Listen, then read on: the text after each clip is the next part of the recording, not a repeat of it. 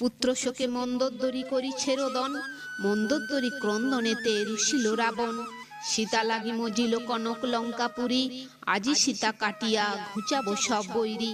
মায়া সীতা কেটেছিল পুত্র ইন্দ্রজিৎ, সাক্ষাতে কাটিয়া সীতা ঘুচাইব ভিত। হাতে লয় দশানন খড়গ এক ধারা, কুড়ি চক্ষু হইল যেন আকাশের তারা। দুই প্রহরের রবি অঙ্গের কিরণ, কালান্তক জম যেন রুষিল রাবণ। সীতারে কাটিতে যায় পবনের বেগে, রাবণের পাত্র মিত্র পাছে গিয়া লাগে। খড়গ হাতে ধায় রাজা অশোকের বনে, কার সাধ্য প্রবোধিয়া ফিরায় রাবণে। প্রবেশ করিল গিয়া অশোকের বন, রাবণে দেখিয়া সীতা করেন ক্রন্দন। মনেতে বিচার করে রানী মন্দোদরী, সর্বনাশ হয়েছে মজেছে লঙ্কাপুরী।